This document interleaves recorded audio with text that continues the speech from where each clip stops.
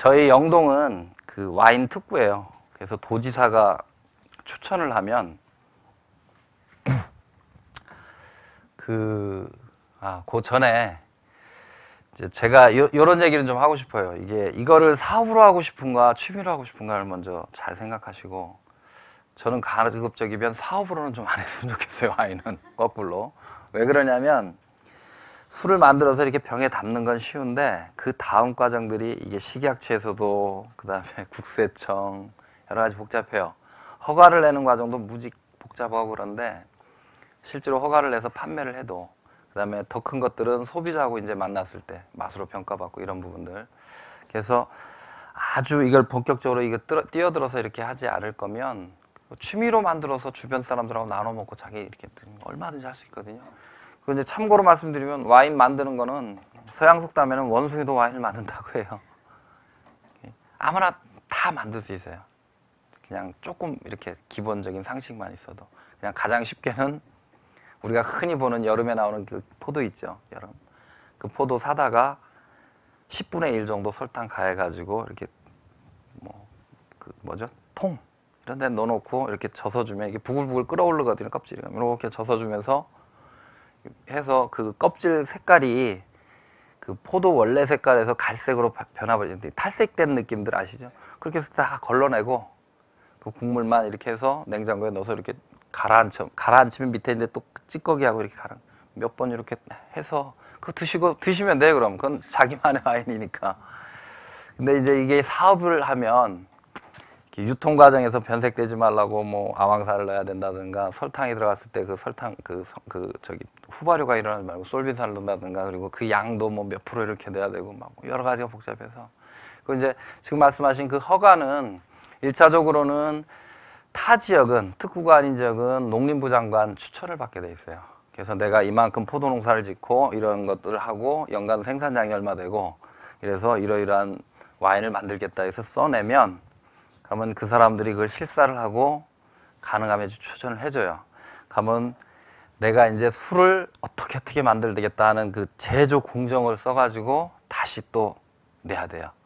그래서 그 과정. 근데 그 과정에 대해서는 아마 다음번에 그 정재민 대표한테 하면 그렇게 될 것 같습니다. 그렇게 또 혹시.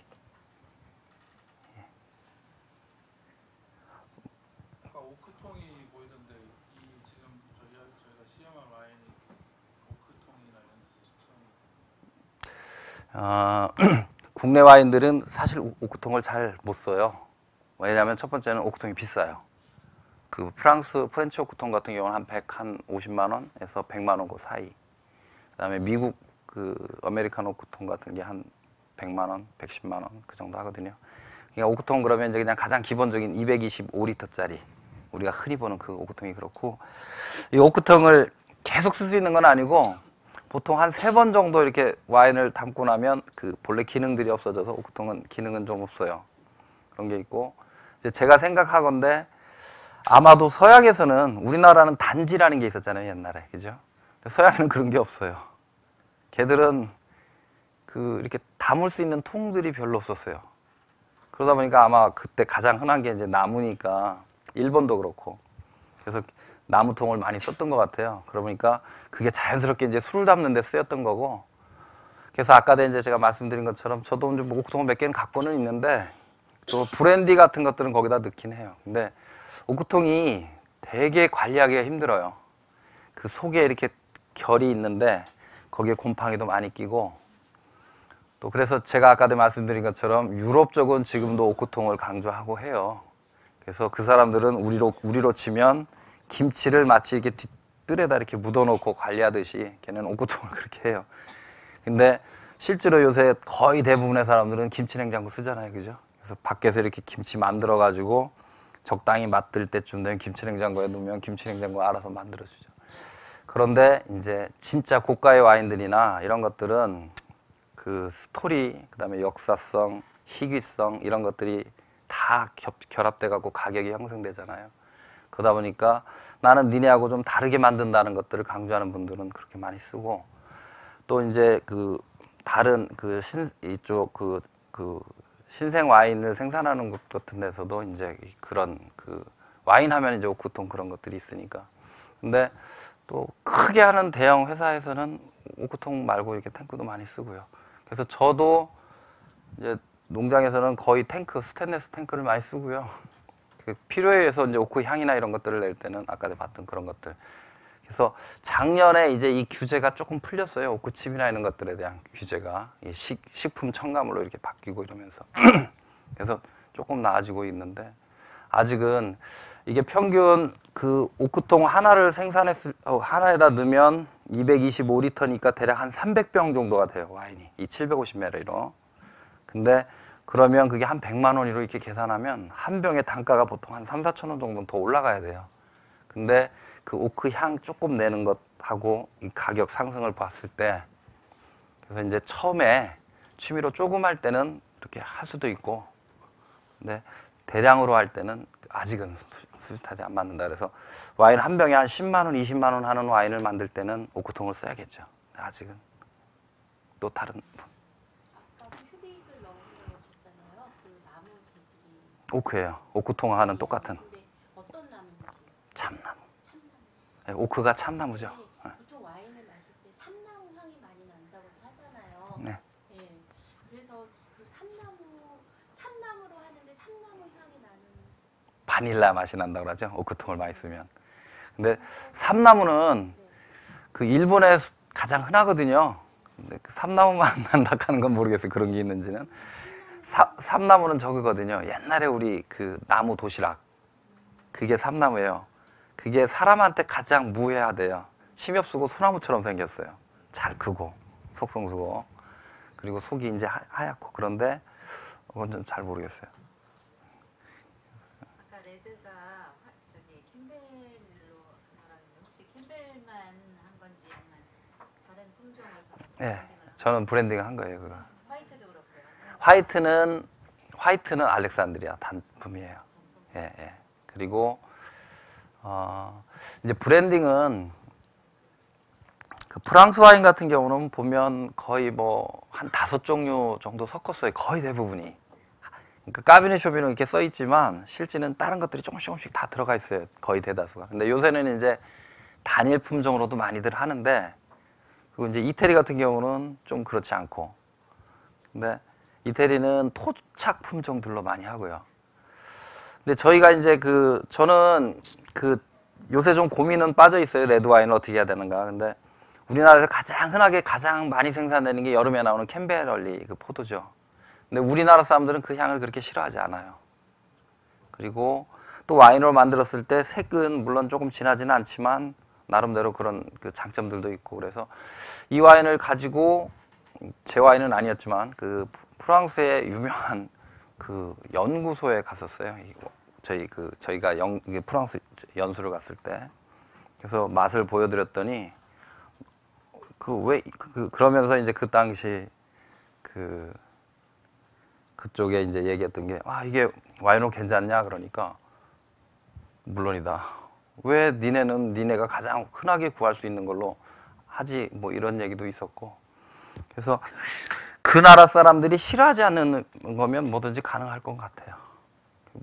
그리고 이제 저는 그 캠벨에다가 이제 한 몇 년 전에 제가 좀 MBA 농사를 좀 많이 졌었어요. 다른 사람 밭을 얻어서 그때 이제 만들 때 MBA를 주로 사용을 했던 거고 그래서 지금 우리나라에서는 영천이 MBA를 농사를 많이 짓고요. 저희 영동 쪽이 캠벨을 많이 합니다. 예. 그래서 그거는 좀 이렇게 선호도 이렇게 해서 또 만들어 보면 될 것 같아요. 또 다른 분 여름철에 되면 그 탱크 속에서 이게 온도가 밖에 온도가 이제 그 하지 막 이렇게 되면 더울 때 있잖아요. 보통 한 막 30도 넘어가잖아요. 그러면 이 탱크는 자체 온도를 계속 가지고 있으려고 해요. 그러니까 이제 만일에 탱크 온도가 한 18도 이렇게 됐다 그러면 쭉 있다가 25도까지 이렇게 버티다가 밖에 날씨가 한 막 30도, 40도 막 이렇게 올라가면 어느 날 갑자기 그냥 그 편차가 칵 없어져 버려요. 그래서 와인의 최고 싫어하는 온도는 우리가 이제 마시기 적당한 온도 말고 싫어하는 35도 넘어가면 병 속에서도 변질이 일어난다고 봐야 돼요. 그래서 그런 것들이 있습니다. 그리고 두서는 없지만 팁을 하나 드리자면 와인이 싫어하는 것들이 첫 번째는 빛이에요, 빛. 그래서 와인을 어디다 두냐 그러면 셀러가 전부 다 지하에 있죠. 그리고 이 병 자체도 색깔이 햇빛이 못 들어가게 돼 있잖아요. 그 다음에 열. 그래서 급격하게 온도가 올라가거나 급격하게 차와지는 것들을 싫어하는데 찬 것들은 제가 직접 해보니까 그래도 좀 저항성이 생겨요. 근데 그 와인이 차게 되면 영하로 내려가면 이게 차지면서 거기에 산소가 공급이 돼요. 그래서 그게 다시 뜨거워질 때 발효가 일어나거나 변질이 돼요. 그래서 급격하면 안 되는 거고, 그 다음에 그러니까 햇빛, 열, 세 번째는 진동, 흔들리는 거. 그래서 고급 와인들은 비행기 타고 많이 오잖아요. 그리고 가져오면 먹기 전에 하루 이틀 이렇게 두는데 안정화 작업이라고 해서 그냥 셀러에다 두잖아요. 그래서 근데 우리가 이제 그냥 흔히 슈퍼에서 사오거나 이런 것들 괜찮아요. 흔들고 다녀도 되고 드시고, 그리고 또 이렇게 너무 막 격식 안 차리고 이렇게 해도 좋은 것 같고. 근데 이왕 이제 배우신 거면 좀 저는 이제 어느 날 술 문화가 특히 가족들하고 하는 술 문화나 애인하고 이렇게 하는 술 문화들은 저는 소주 이렇게 폭탄주 타서 먹는 거 되게 좋아하는데 근데 그런 것보다는 이제 와인을 하나 놓고 예를 들면 제 와인을 놓고 이거 여포의 꿈인데 이 사람이 어떤 걸로 어떻게 만들었더라 하면서 그 이야기하면서 한 30분쯤 먹고 이렇게. 그래서 와인은 이게 작업주라고 그러는데 이게 술을 먹다 보면 이렇게 서서히 채고 서서히 깨거든요. 그래서 이제 우리나라 소주는 어느 날 푹 채가지고 가고 이렇게 가는데 와인은 뭐 정확한 건지는 모르겠는데 이게 한 4명이 딱 식사할 때 먹으면 적당한 양이래요, 이게. 그리고 한 2시간 정도 먹으면 술도 다 깨고 나오시는 거. 그래서 그렇다고 하는데 그게 정확한 건지는 모르겠어요. 그래서 이야기를 나누면서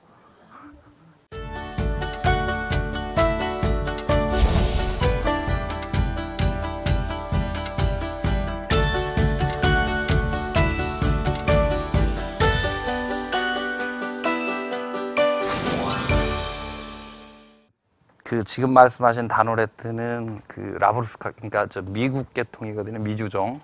근데 그걸로는 보통 주스를 많이 만들어요. 그게 원래 주스용으로 들어왔는데, 그다음에 좀 아까 내 스튜펜도 조금 잘 익히면 24브릭스 나와요. 예, 제가 재배하다가 안 하는데, 근데 스튜펜은 색이 껍질이 얇고 송이는 크잖아요, 그죠? 껍질이 얇아요. 그리고 색도 캠벨보다 진하지 않아서 술을 만들면 진한 레드는 안 돼요. 약간 핑크색에서 레드에 가까운, 좀 나쁘게 표현하면 어정쩡한 색깔이 돼요. 그래서 내가 먹을 때는 좋은데, 그리고 술을 만들어 보면 껍질이 얇은 것들은 대체로 술이 좀 날렵해요. 풍미도 좀 가볍고, 그래서 이렇게 쉽게 먹긴 좋은데 그런 부분들이 있어요. 그래서 제가 이제 권한다고 그러면 좋기는 잘 익은 MBA가 좋아요. 그리고 포도는 MBA나 이런 것들, 그러니까 늦가을에 나오는 것들, 포도들 있죠. 그것들이 햇빛을 상대적으로 많이 본 거거든요. 그런 것들이 와인 만들기엔 더 좋은 것 같아요. 짧게 나온 거. 예. 항아리. 예. 항아리에 담는 거는 와인이요? 괜찮아서 않으신가요? 일단은 항아리는 다루기가 나빠요. 무겁고. 그리고 항아리는 자체에서 숨을 쉰다고 그래서 그 유약을 이렇게 다 바르지 않은 것들 실제로 해보면 장기간 보관하면 상해요. 초산이 돼요. 식초가 잘 돼요. 그래서 그렇고, 근데 이제 잠깐 쓴다. 아까 내가 비닐봉지 이렇게 하라고 그랬는데, 좋은 거는 여기 이렇게 청소할 때도 편할 뿐더러 비닐봉지는 끝을 이렇게 오므리거나 이렇게 할 때 이렇게 통제하기가 쉬워요. 그래서 처음에 발효될 때는 관계없지만 발효가 막 돼서 어지간히 끝나갈 때는 가능하면 이걸 꽉 쪼매두는 게 좋아요. 그러면 쪼매두면 다음에 이렇게 보면 좀 빵빵하긴 한데 터질 것 같지 않으면 그 다음에 풀어서 이렇게 한번 져서주고 이렇게 하면 되잖아요. 그러니까 쉽게 얘기해서 제가 이 비닐을 쓰라고 한 건 공기를 좀 통제해가지고 산소, 예. 그리고 청소할 때도 쑥 빼갖고 이렇게 해서 버리면 되니까.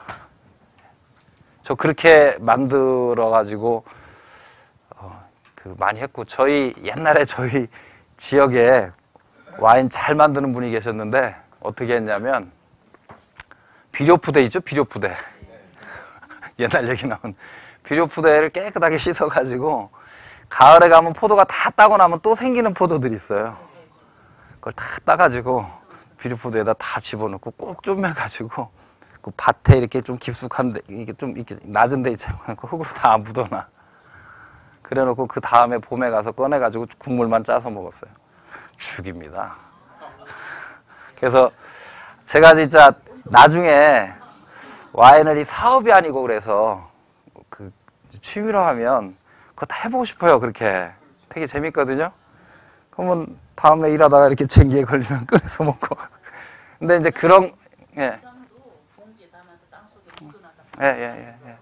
그리고 이제 껍질도 공기를 좀 차단해 가지고 이렇게 하면 이렇게 잘 저기 하면 예, 괜찮아요. 그렇게 해도. 그래서 술 만드는 건 되게 쉬워요. 엄청 쉬워요. 근데 이거를 좀 제가 이제 자꾸 유통을 시키거나 사업을 하면 제약도 많고 상대방이 내가 하는 것들에 대한 그 이해가 없으면 그러잖아요. 근데 내가 만들어서 먹는데. 그리고 최고 또 담기 좋은 게 그 우리 콜라병 같은 것들 있잖아요. 그 꽉 차가워서 담아서 놓고 내가 먹는데 단 이제 그렇게 만들어 놨다가 먹을 때는 좀 이렇게 이쁜 유리병으로 이렇게 옮겨 담아서 하면 되죠, 뭐. 캠벨하고 머루하고 섞어서 집에서 담아도 돼요. 괜찮아요. 네. 머루 저희 집에 있습니다. 그렇게 해도 되고요. 각각 이렇게 만들어서 이렇게 섞어도 돼요.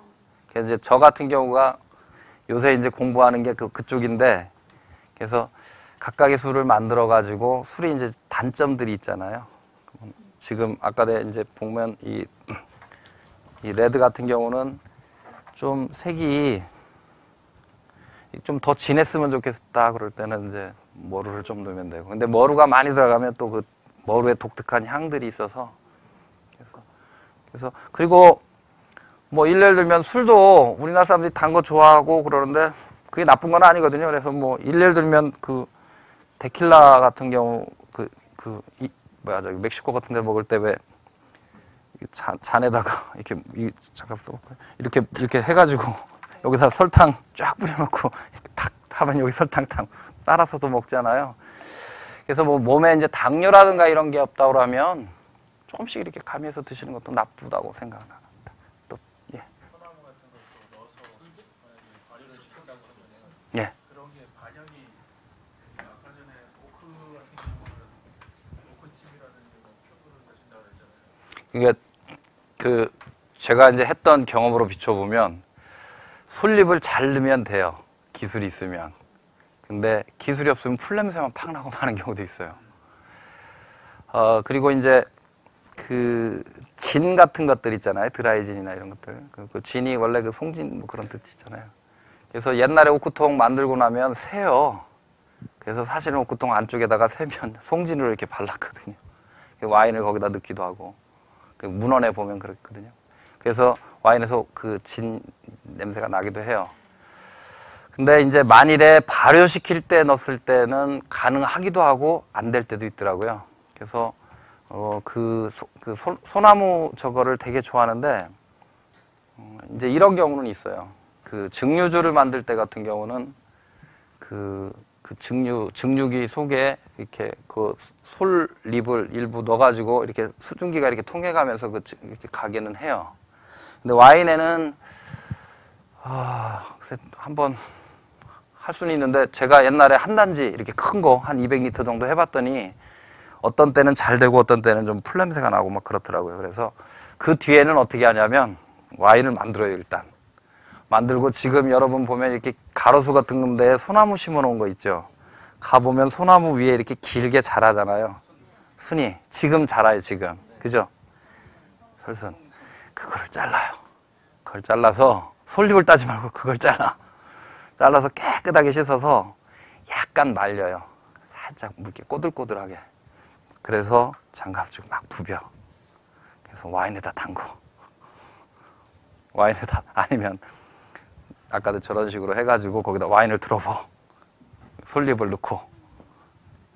그래서 한 일주일이고 뒀다가 빼요. 그래도 그 맛은 똑같이 납니다.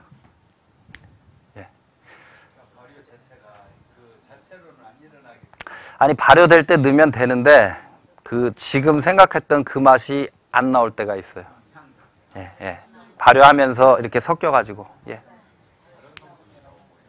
예, 또 그리고 저 참고로 제가 뭐 이렇게 막 떠드니까 와인을 엄청 많이 하는 것 같은데 아닙니다. 예. 알숙기 같은 것도 하세요? 하죠. 그거는 요새 신문 뭐 농촌 신문 같은 데 보면 약으로도 알숙기가 된다 그러는데 그게 사실이에요? 예. 사실이에요? 되는데 그게 이제 제가 지금은 직장 생활하면서 지금 농사를 짓고 있어요. 그래서 사실은 농사를 잘 못 져요. 근데 농사를 잘 짓는다는 건 밭에서 좀 살아야 되는데 그 지금 영동 같은 데도 이 농사 짓는 분들이 연세가 자꾸 많아지니까 사실은 포도가를 안 하고 복숭아로 많이 가요. 왜냐하면 복숭아가 상대적으로 복숭아는 나무가 이렇게 열매가 이렇게 생기고 나면 꽃 따고 이렇게 해서 생기잖아요. 그러고 나면 봉지 씌우고 나면 별로 할 일이 없어요. 농약만 주다가 따면 돼. 근데 포도는 거의 이렇게 매일 가야 돼요. 그게 지금 얘기했던 알속기든 등등. 근데 왜 그러냐면 제가 이제 이 얘기를 사실은 제가 와인을 만들지만 이제 그 다른 데 나라를 가든 이럴 때 자꾸 그 문화사적인 면에서 자꾸 보려고 하는 버릇이 있어요. 이게 그 뭐냐면 무슨 얘기를 하다 이쪽으로 옆길로 샜죠 제가? 알속기 예, 약.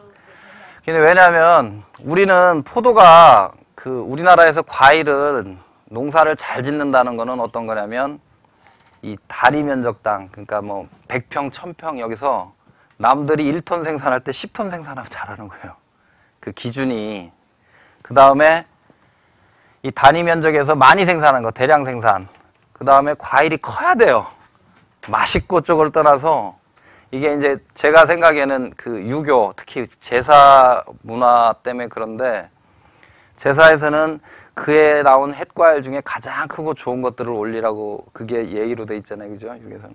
그러다 보니까 다 과일이 커야 돼요. 인위적으로 막 키워요. 그러니까 포도도 송이가 크고 알이 커야 돼. 원래 품종이 그런 게 아니라 사람이 그렇게 한 거를 농사를 잘 짓는다고 얘기를 해요. 근데 와인 만들 때는 그럴 필요가 없고 첫 번째는 와인 만들 때는 알이 작든 크든 무게가 일정 속에서 일정 무게만 나오면 되고 그 다음에 각각이 잘 익으면 되거든요. 그런 차이가 있어서 제가 이제 한 10년 정도 남았는데 직장 생활이 이제 관두고 이제 은퇴를 해서 제 애들이 지금 이제 농업 관련되는 대학을 다니면서 이제 제 일을 물려받아서 하려고 하고 있거든요. 그 녀석들하고 좀 타협이 되면 땅을 한 10,000평 정도 사서 포도농사를 져도 될 것 같아요.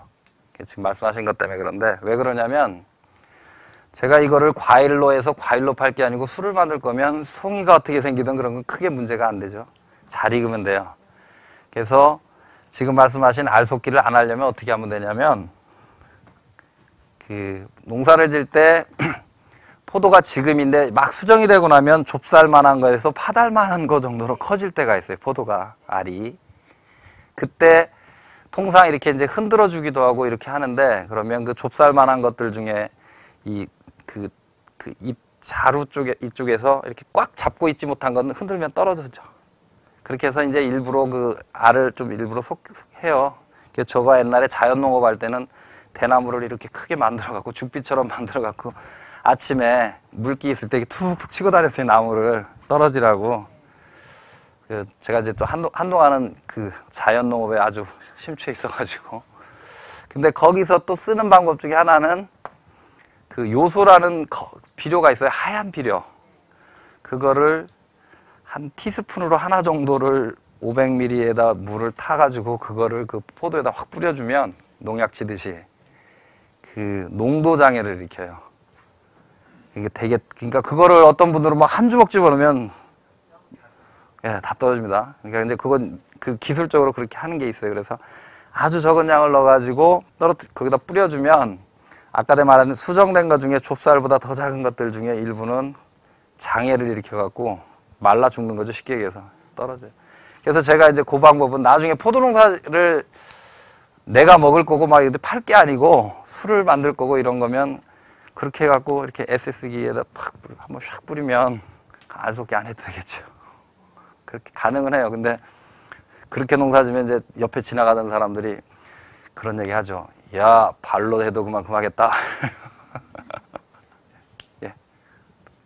농촌 신문 보니까 거기에 예. 무슨 약품으로 그렇게 알속기를 2번에 근데 그거는 이제 프로들이 해야 되고요. 아마추어들이 그걸 가면 약품을 팔아먹으려고 하는 거냐?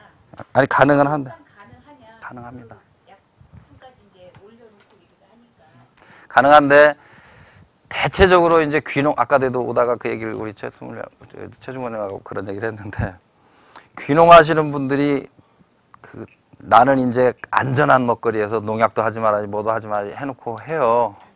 텃밭에서는 되는데 이게 1000평, 2000평 되면 안 돼요. 근데 그 사람들이 몇 번 교육받은 거 뭐 이런 거 가지고 자기 밭에다 그걸 해요.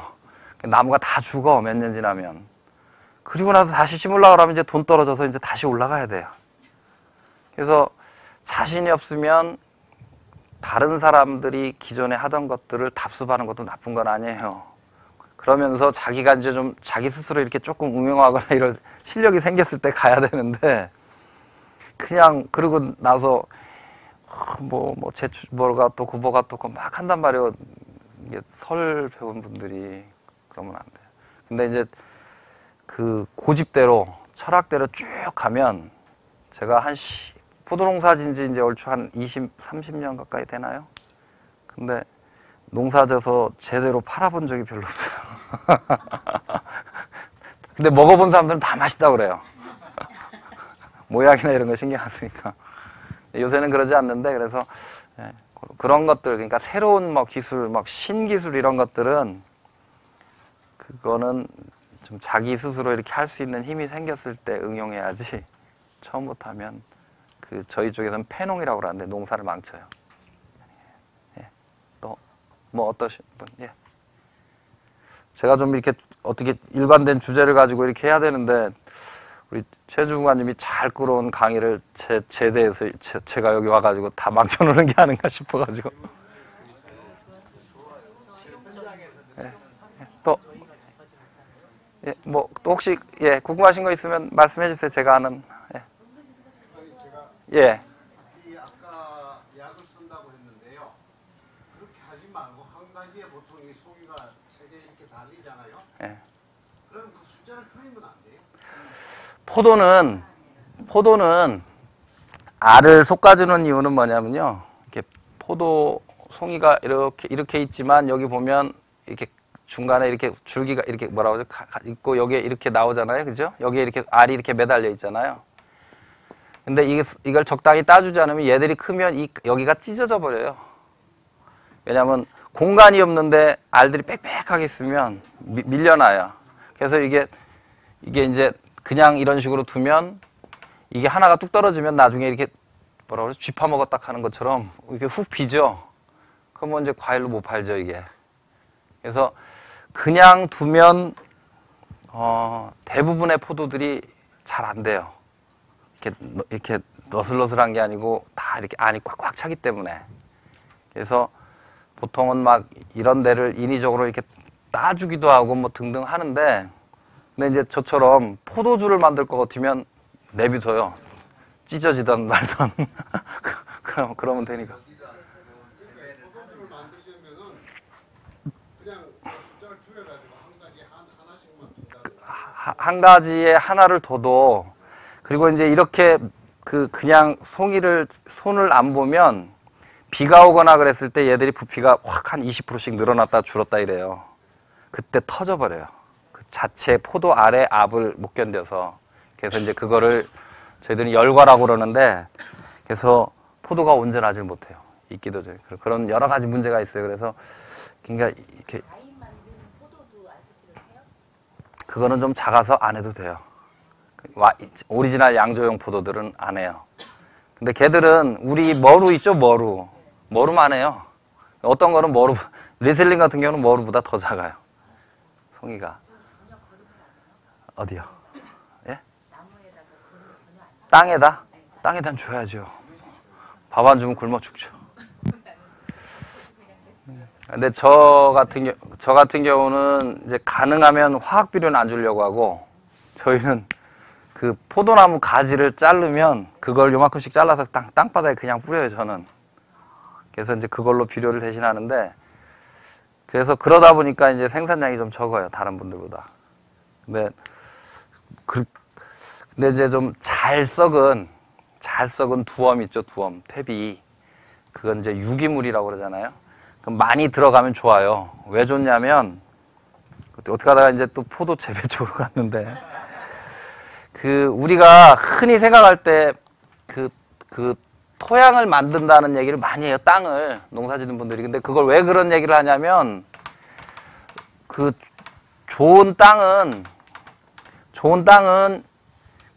나무가 자랄 수 있는 그런 조건들이 돼야 되잖아요. 그러면 지금 얘기했던 비료 성분이라든가 물이라든가 이런 것들을 땅이 적당히 갖고 있어야 되거든요. 그래서 이제 우리가 뭐 거름진 땅, 좋은 땅 이렇게 얘기하는데, 실제는 좋은 땅은 통기성이 좋고 공기가 잘 통하고 뿌리가 이렇게 적당히 빨아들 수 있고, 그 다음에 그 땅 자체에서 비료나 수분을 잡고 있는, 그러니까 비료 성분을 잡고 있는 걸 보비력이라고 그러는데, 그런 힘이 있어야 돼요. 근데 그 힘이 쉽게 해서 모래 땅에다 아무리 비료를 줘도 다 실려나가고 없죠. 모래는 습기를 잡지를 못하잖아요. 근데 또 진흙 땅은 그거를 잡고 있는데 통기성이 없으니까 뿌리가 썩어버리죠. 근데 거기다 두엄을 넣으면 두엄의 그 유기물들이 비료나 수분을 잡고 있어요. 흙하고 섞여서. 그래서 퇴비는 많이 해도 괜찮아요. 유기물이 많이 들어가도. 그러면 예를 들면 비료를 뭐 하나를 줬는데 퇴비가 많이 들어가 있는 땅은 그걸 다 잡고 있잖아요. 그러다가 필요할 때 뿌리한테 이렇게 준단 말이에요. 이렇게 하나씩. 근데 모래 땅에는 이렇게 탁 주면 가만히 있다가 비 한 번 오면 싹 실려나가고 없고 이렇게 되잖아요. 그래서 그런 역할들. 그러니까 두엄 자체에도 필요한 그 비료 성분이나 이런 것들을 갖고 있지만, 그거 못지않게 개들은 그런 것들을 이렇게 품어주는 역할을 하기 때문에 좋은 거죠. 그래서 단 이제 뭐 요새 이게 퇴비를 잘 못 믿으니까 그런데 뭐 예를 들면 돼지똥이라든가 이런 걸로 만든 것들은 너무 많아, 질소가. 그러니까 질소가 많은 거는 사람으로 치면 몸집만 키워주는 거거든요. 씨가 이렇게 탄탄해지는 게 아니라 허약하게 몸집만 크는 거고. 그래서 또 나중에 이제 저거를 하시려면 비료 성분들이 어떻게 작용하고 이런 것들을 보면 좋은데, 그건 너무 많이 하는 거고, 그냥 가끔 가서 이렇게 넘치지 않게 적당한 때 적당한 비료 이렇게 파는 거 많거든요. 복합 비료 이런 거 조금씩 뿌려주고 하면 되죠. 예. 선생님 아니에요, 저. 얘기하세요. 저희가 저희 집은 지금 포도 농장을 하고 있는데요. 네. 제가 이번 주 일요일에 포도 썰을 가요. 지금 목표는 3,000평을 하거든요. 하는데 저희가 송산 해가지고 무농약 포도를 재배를 하고 있어요. 근데 무농약 되면 농약은 안 치는 건데 가끔 보니까는 저는 비가림을 하고 있거든요. 근데 그 농약도 거기서 정부가 어디 기관에서 정해주는 그걸로 해가지고 영양제를 되게 주시더라고요. 무농약 되는데 어떤 차이점이 있는 건지. 예, 제가 참고로 캠벨은 한 10년 전에 무농약을 한 5년 정도 했었습니다. 인증을 받아서. 근데 지금 단계가 좀 이렇게 축소된 것 같은데, 일단은 유기농도 약을 쳐요. 유기농도. 근데 어떤 걸 치냐면 화학적으로 만들어진 농약이 아니고, 예를 들면 황산동, EM은 균이에요, 균. 땅에다 주는 거고, 이제 그런 것들 쳐요. 그리고 뭐 석회, 광물이라든가 이런 것들로 이렇게 존재하는 것들을 이렇게 결합시켜서 만든 그런 것들. 그다음에 저 같은 경우는 옛날에 균제 쓸 때는 예를 들면 수입하는 것 중에 고무 성분 있는 거 있어요. 물처럼 그런 거 파는 것들.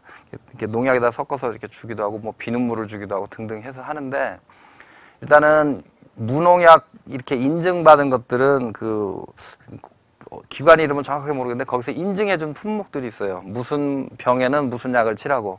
그것들은 쳐도 인정을 해줘요. 유기농으로. 그리고 유기농에도 있는데 이제 이런 차이는 있어요. 우리가 흔히 농약방에서 쓰는 그 약이 100이라는 효과를 나타낸다고 그러면, 그렇게 인증받아서 나오는 것들이 사람 몸에는 좋지만 벌레들한테는 효과는 적어요. 어떤 건 반도 안 되는 것들도 있고. 그래서 유기농이나 무농약을 하려면 사실은 부지런해 가지고 자주 가서 예방을 해야 되죠. 무슨 병이 올 것 같으면 그걸 막고 이런 작업들이 필요하고, 그다음에 이제 아까 말씀드린 대로 이 비료 중에 질소를 많이 쓰면 그 요소 비료라고 하는 하얀 비료 있잖아요. 그러면 근데 그거를 많이 주면 포도 잎사귀도 크고 포도 송이도 커지고 알도 커져요. 근데 잘 썩어요, 일단. 그리고 병이 또 잘 걸려요. 왜냐하면 그게 가면 그리고 벌레들도 더 좋아하는 것 같아, 그걸. 그래서 그런 게 있어요. 그래서 적절히 그래서 그런 하여튼 그렇습니다. 또 다른 잠깐 이건 이제 없으면 저는 이제 그만해야 될 것 같은데요.